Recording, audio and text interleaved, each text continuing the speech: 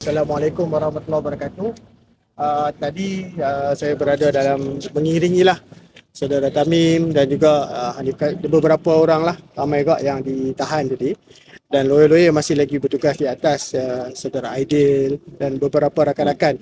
Dan kita melihat hari ini apa usaha yang dibuat oleh pihak polis. Saya cakap saya sendiri amat kecewa lah.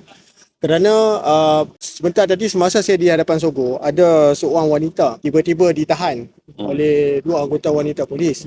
Dan saya berdepan dengan mereka, saya bertanya kenapakah menahan mereka dan apakah sebab apa kesalahan mereka. Tetapi selepas daripada itu ada seorang anggota lelaki polis berpakaian polis datang kat saya, kau diam aku tumbuk muka kau. Dia cakap macam tu? Ya. So polis saya memang saya pakai badge warna kuning yang mana memang dikenali sebagai peguam. So justru itu saya dah buat satu laporan polis ni tadi.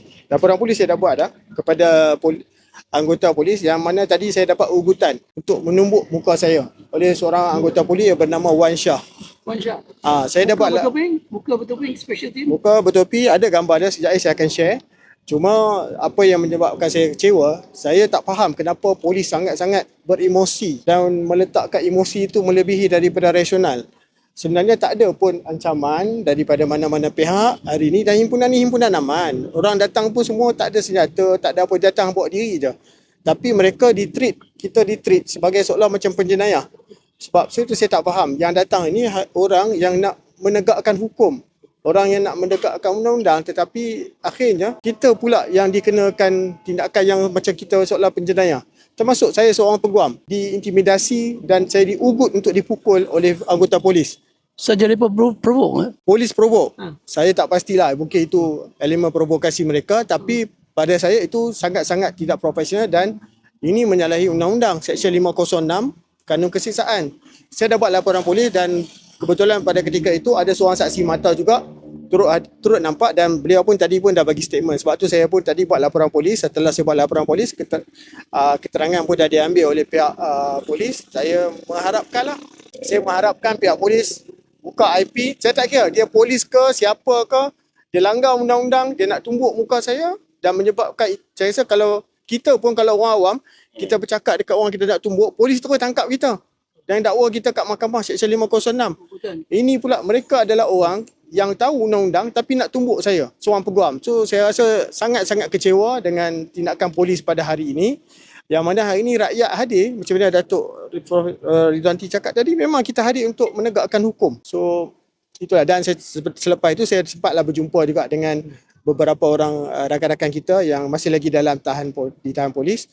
Saya tak pasti sama ada mereka akan terus ditahan ataupun dilepaskan. Kita sama-samalah kita doakan semoga mereka dilepaskan lah. Kalau tidak, besok kami Barisan Peguam akan hadir ke mahkamah untuk buat bantah-hariman lah. Itu sahaja daripada saya lah. Memang akan ditahan remand ke?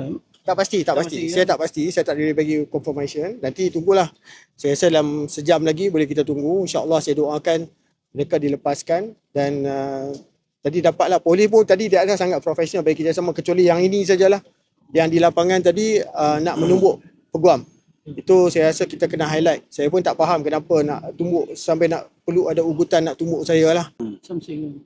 So saya tak pasti adakah polis nak disamsing, wallahualam. Saya tak tuduh, tapi inilah bentuk-bentuk intimidasi kita sebagai orang Islam, orang Melayu di tanah bumi ini. Kita nak menegak hukum, kita pula kena ugutan. Itu yang saya rasa tak sepatutnya berlaku lah. Alright. Betul? Zamri Muhammad Islam. Kalau nak gambar dia boleh saya bagi. Okey. Ya, gambar viral dia. Oh, itu tanah orang tanah masjid ke? Tak apa nak apa-apa. Kalau itu salah.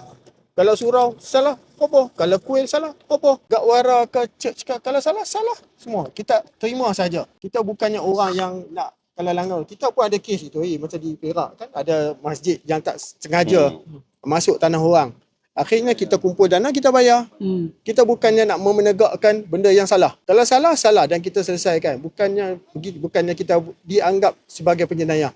So saya terasa, dan kita semua setuju bahawa kita orang Melayu rasa macam second class punya bangsa kat sini lah. Itu yang saya rasa lah. Sebab saya, kau tidak takkanlah saya nak kena tumbuk. Saya rasa kalau lawyer lain, Kaum lain tak kena nak kena tumbuk oleh polis ni. Kehadiran, you punya kehadiran sini sebagai full lawyers yang dia Saya bersama dengan sahabat-sahabat yang buat task force program Ni ni. task force program. Task force program tu kita hadir tadi lah untuk bantu kan. Saya bersama tu. mungkin lain kali nak kena pakai jaket. Macam bersih pakai. Saya ada tadi ada tag. Lanyard tu ada. Tag tu ada tapi saya dah bagi dekat Datuk Lokman tadi. Lokman Syarif datang dia nak atas tu. So yang task force lawyer ni kena bayar ke apa tu? Tak free. Free. Pro bono kita buat Pro macam bono. percuma kepada semua yang terjadi yang berlaku ni. Don't know, ya lah. InsyaAllah. Alright. Doakanlah. Baik